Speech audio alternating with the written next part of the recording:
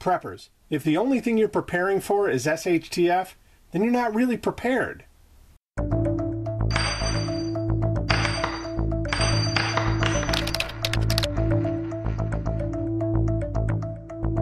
Folks, Van Prepper here, and as I said in the intro to this video, there's a lot more to prepping than SHTF, and if that's the only thing that you're preparing for, you really aren't prepared at all.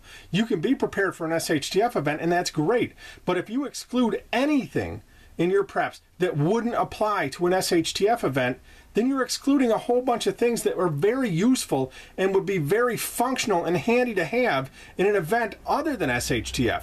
There are all sorts of emergencies and situations that preparedness will pay off for besides SHTF. Let me give you some examples of what I'm talking about. I get comments a lot of times on my videos if I do a video on something that would be useful in a short-term emergency but maybe not as useful in SHTF, where people say, well, that's useless, it's not going to help you in SHTF, blah blah blah blah blah. Listen, I agree. I didn't say this is the perfect thing for SHTF, but that doesn't mean you don't prepare for it.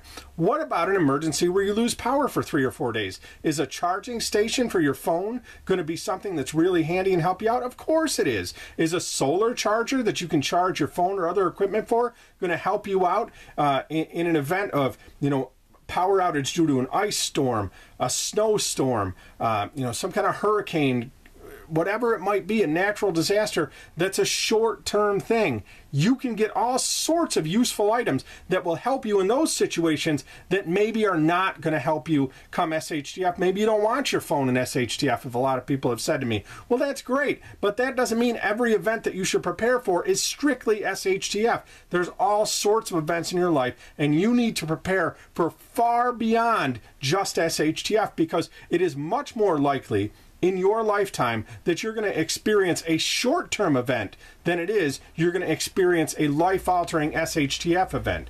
And in that case, you will have excluded a whole bunch of simple, easy, inexpensive steps that could help you in that situation because you didn't think about that situation. You were only thinking about shit hits the fan, the world ending, the zombie apocalypse, whatever it is you're preparing for. I'm not saying don't prepare for SHTF.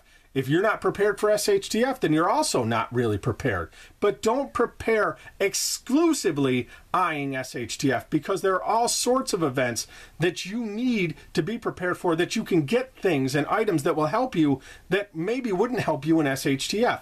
Let me give you another example that I think kind of applies here. A lot of people are strictly looking at bug out. And if you prep items in your home, you prep food, you prep ammunition, you prep guns, whatever it is, they say, well, that's not going to help you when you bug out. You can't carry it all with you.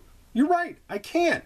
But I don't just prepare for bug out. The main thrust of my prepping is with the idea that I'm going to stay put, because that's the safest thing for me initially.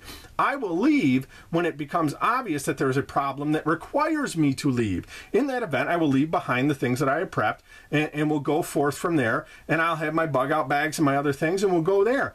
But I don't not prep at home because, well, if I bug out, those things won't be useful to me. Well, what if I don't end up bugging out? Those things are going to be very useful for me, and I'm going to wish that I had them. In the same respect, if you prepare exclusively for SHTF and you don't want to use your cell phone in SHTF because you think the government's going to track you, by the way, that's one type of SHTF you're preparing for.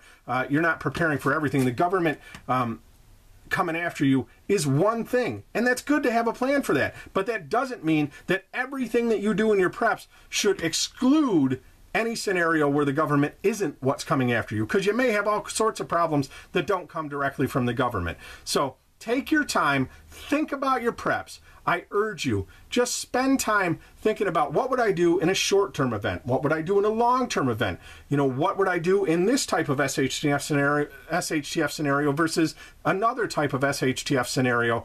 And plan your preps accordingly, and have multi-layered preps and multiple plans depending on what the event that you're preparing for is. But don't just have one plan for one scenario, because if something other than that scenario comes, you might just find yourself out of luck. I'm Van Prepper. Thank you so much for watching. As always, if you like what you saw or you like what you heard, click the subscribe button. You can also check me out on Twitter, Pinterest, Instagram, Tumblr, Facebook, and of course right here on YouTube. Happy shooting, everybody.